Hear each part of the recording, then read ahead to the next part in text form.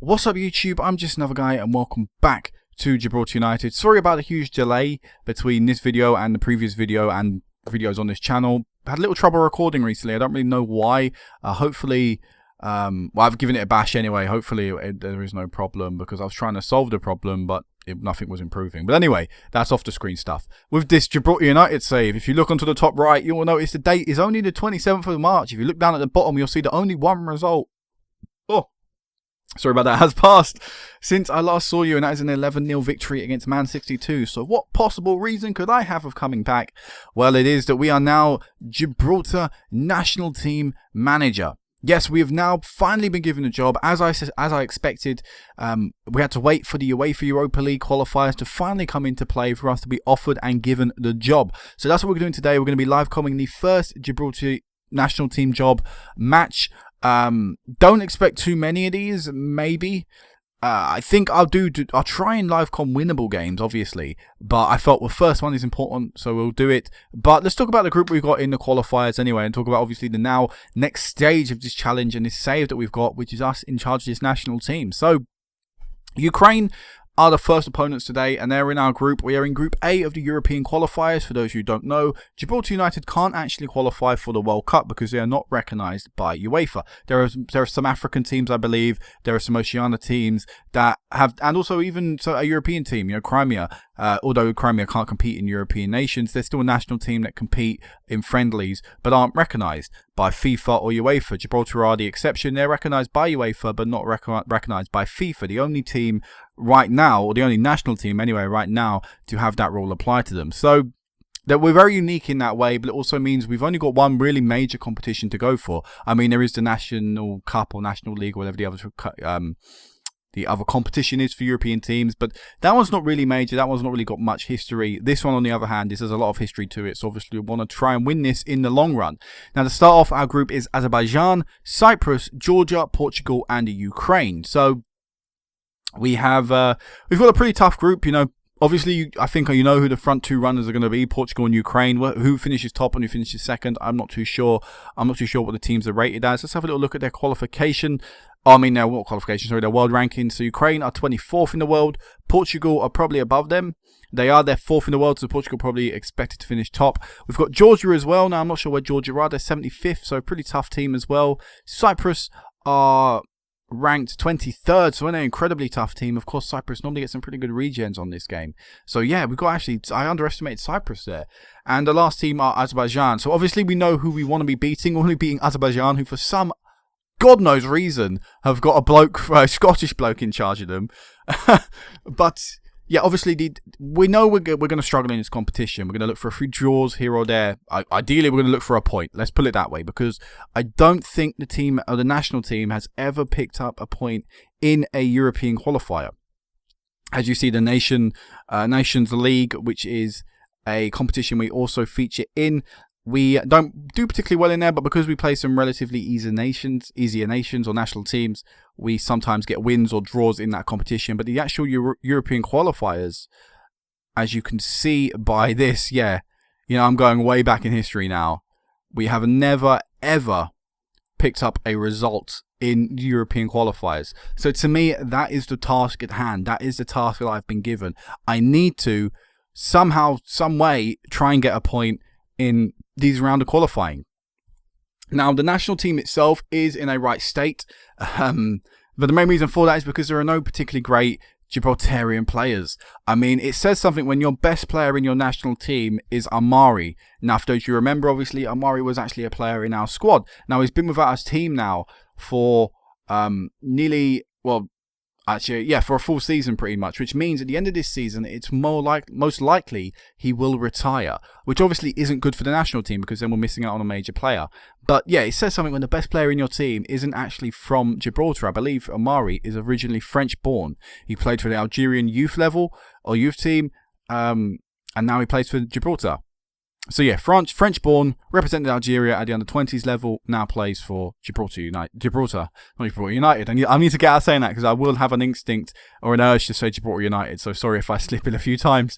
But there are another or a few decent players anyway. One person definitely standing out in my eyes is Ian Forbes. Now, he is a Lincoln Gibraltar regen and someone that came through their youth system completely, and one of their best players in their team. He looks very, very good for a player of our level. Now, in terms of the overall grand scheme of things, in terms of the international level, he's not very good. But hopefully, you know, like I say, we can try and get to a level where maybe we can be competing with these lower nations in Europe, because obviously we're well away from trying to compete with the likes of Portugal, Ukraine and Cyprus, but we need to try and be competing with the likes of San Marino, Andorra, Azerbaijan, Malta, probably some lower ranked teams as well. I don't know who's currently low ranked in the world though. And another thing as well I probably should mention about Gibraltar as a national team, because they're not recognised by FIFA, they do not officially have a world ranking. So can I click on World Rankings, please? If I go on World Rankings, you'll be able to see the list of teams who also are not recognised by FIFA. If it wants me to scroll down, if it wants to ever let me, can I go down? There we go. So these are all the teams that are currently not recognised by FIFA. As you can see, a few North American, a few African, a few Oceania, Asian. So quite a few teams. So there's no real point of us playing people outside of Europe, because we're never going to be playing people outside of Europe. So friendlies that you'll see from me, and friendlies which will most likely be live comms, because they're most likely the chance we've got for winning, will be against European teams who are very low on this ranking. And in fact, if I can't actually organize it so Europe is at its lowest first. But let's see if we can find a low-ranked European team. There is one, San Marino, 155th. Is that the lowest ranked European team? How damn right bizarre. How high they've climbed. I think that is the lowest ranked European team, unless I skip someone over, which is very likely. Apparently Europe is just crazy high. There's Malta, 130th. Europe just crazily high ranks for some stupid reason. I think they are. Yeah, I think a lot of European teams are just really highly ranked, even though it's probably not the fair. Yeah, look how many European teams are at the top. That's a joke. Oh, that is actually pathetic. So yeah, obviously, like I said, I've just come in. I didn't get to pick the squad for today. I didn't get to pick the 23-man squad for the upcoming 2 games today. But I obviously do get to pick the tactic and do get to pick the starting 11. The tactic we're going to be going out with today is the tactic we do have for Gibraltar United. So I'm not really going to explain it too much, because it's, you know, what you see pretty much every time you see a Gibraltar United episode. But let me see if I can arrange a few friendlies. I cannot. Great. So all our games this year, all these games this calendar year have already been organised for us. There is nothing we can do about it.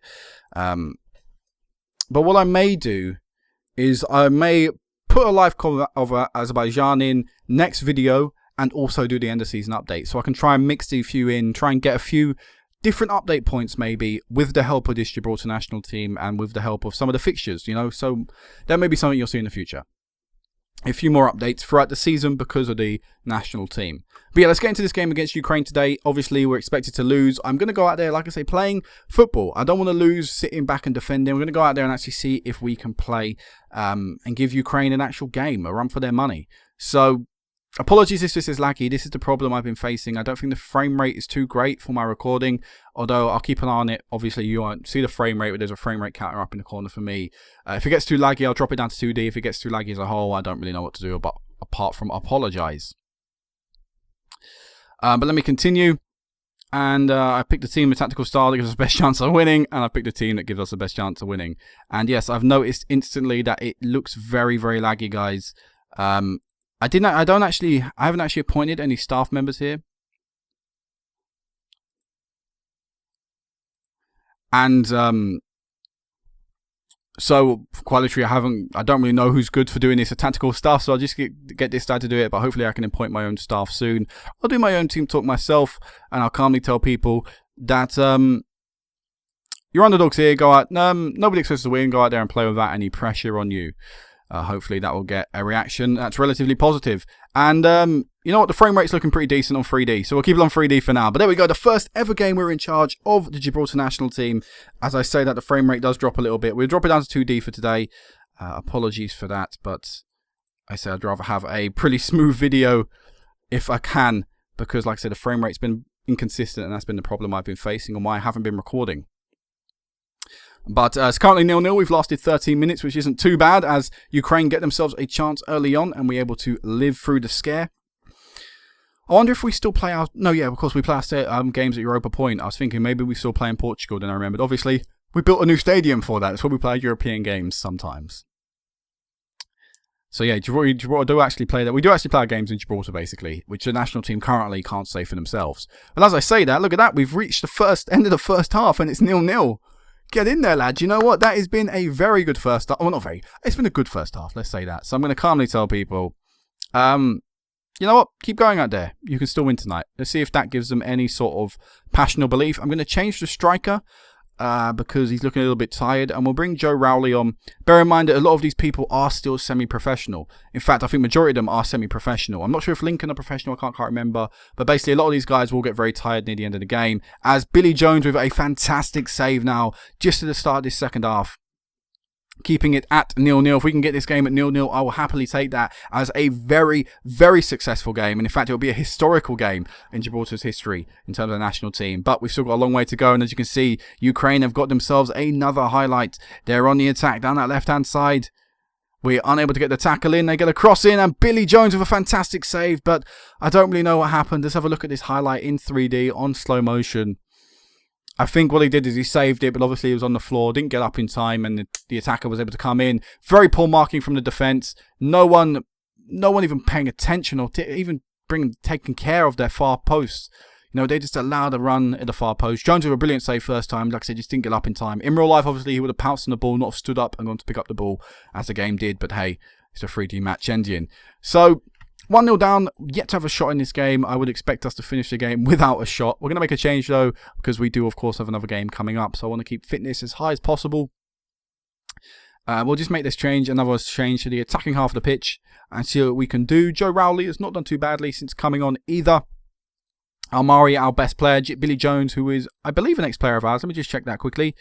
Yeah, he is. Billy Jones, an ex-player of ours, or current player of ours, I should say, on loan to Lincoln. So...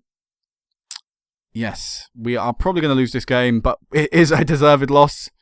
But only 1-0, we can definitely still hold our head high and say, look, Ukraine are a tough team, and despite being dominated, we put in a very valiant defensive display and a goalkeeping display that we can be proud of. As we go 2-0 down, like I say, I'm not too disappointed. I sort of knew it was going to come because I just wrapped up the game at 1-0, as it normally does. But, yeah, again, just sort of poor defending. You know, I guess we're just being outclassed, really. That's all I can say. There's obviously a golfing quality between the two players, between the two 11s out on the pitch. And as you'd expect, you know, Ukraine have dominated, and Ukraine have got a scoreline that probably doesn't reflect their dominance, but definitely a result they deserve, the 3 points they deserve, as they narrowly missed out on a 3-0 scoreline. But again, 2-0. And still, to me, that's a defensive display that we can be proud of. Average ratings of only 6.6. And considering how badly we've been dominated, again, that's a credit to the defence and the midfield for the display they've put in and the effort they've put in of trying to keep Ukraine out. And again, 45 minutes without conceding, over 45 minutes without conceding. I'm going to take that positive and hopefully run with it for as long as possible. As we do get this loss, hopefully chance away. Will they get another cross in the box? They do, but Billy Jones is able to smother that one up. And as you can see as well, Billy Jones was only 17 when I clicked on him. So Billy Jones could be a striker, could be our goalkeeper for a long time. But hopefully that won't be true because we can bring through some better players in the future maybe. So there you go, don't be harsh on the players. The result wasn't ideal, but they played very well. And I agree with that. They played very well. The fact that Billy Jones got a 7, Amari got a 7.2, even Quinn, the centre-back, got a 6.8, you know, Lugaro got a 7, 6.7s as well, very decent. Waldu came on, got a 6.6. You know, these are all very good ratings for a team that didn't get a single shot in a game. So, bottom of the table we go. Ukraine also lost by a 2-goal margin. In fact, they lost 2-0 exactly. So, currently drawn level, you could say, with Azerbaijan, because obviously alphabetical order is how it's currently being ordered. We've got Georgia next, who just narrowly beat Cyprus 3-2, so they'll be on a massive high, beating a team above them in the world rankings. So let's hope that I can get the win. I will meet you guys back for the end of the season, however. Like I said, I will put the Azerbaijan live com in before we do the official update for the end of the season with Gibraltar United. So you will get a live com in the next video. Like I say, I will try and get a few of these updates in for Gibraltar United. I'll probably do this Azerbaijan game And then maybe the Azerbaijan game at the end of the groups, because like I said, I don't really see us winning or getting a point in any other game. You know, I'll wing it. I'll see it on the fly. Maybe you can put your thoughts down below. You know, do you want me to maybe do Azerbaijan, then maybe Georgia next time, and then maybe Azerbaijan at the end of the group, something like that? You know, try and get a few updates out of this side of the game, on this side of the save now, which is the national team side. But anyway, until next time, guys, peace out.